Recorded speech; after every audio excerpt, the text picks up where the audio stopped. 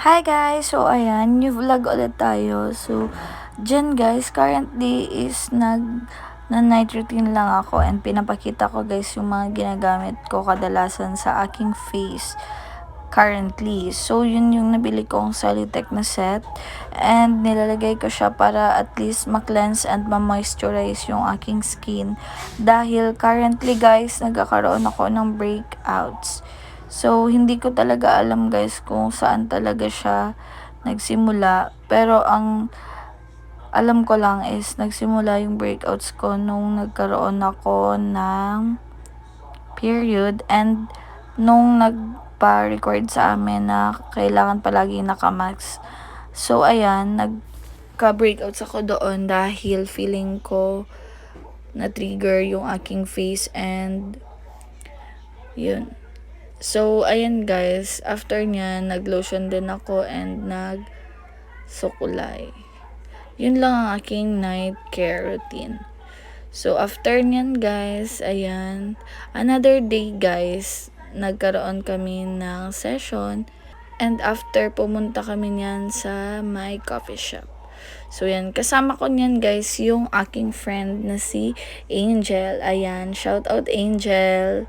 Yan, pumunta kami dyan sa coffee shop around sa may Ateneo Avenue. Ayan, padayon yung name ng coffee shop. Hi guys! So ayan, bagong araw na naman ngayon. And then, meron lang akong i-haul. Super konti lang naman siya.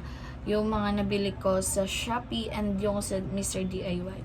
So yan, meron akong biniling parang body scrub pad. Yung parang pag alam mag-scrub ka, pwede mo siyang pang hilod. Ayan. Super ganda niya guys.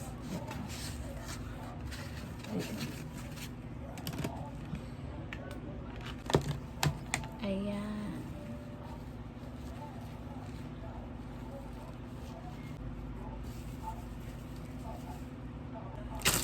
And then, ito naman guys. Kararating niya lang.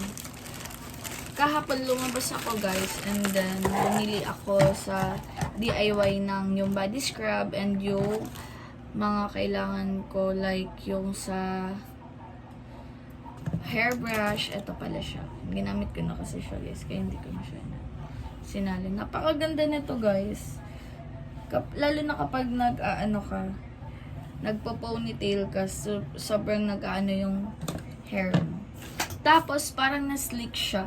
Tapos, yung binili ko naman dito sa Shopee guys, yung mga cases.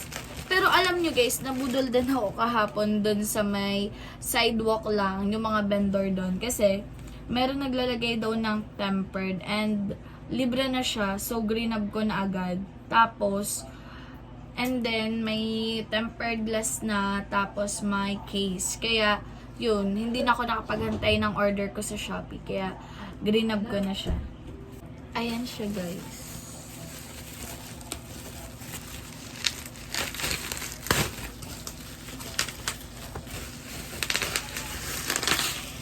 Ay. Ito guys, oh.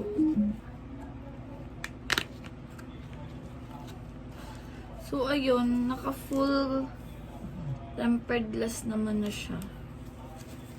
Pero okay lang naman kasi at least meron akong backup tempered kapag gusto ko.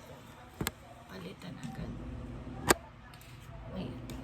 Anyway, sorry guys. Rinay ko pa talaga dyan. So yun guys. Ito yung first tempered. Maganda siya. Ayan. And naka-secured naman siya kahit papano. Tapos, ito yung case. Sobrang ganda ng case niya guys. And super soft. Jelly din siya. Parang katulad lang ng binili ko kahapon, pero yun is nude. Ayan.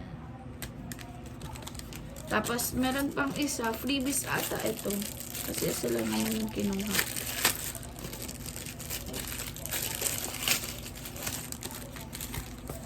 Ayan. Anyway, cute siya. And matte na ata yung texture ng ano niya. Para sila pink. Ayan. So, yun lang naman guys. Thanks for watching. See you on my next one.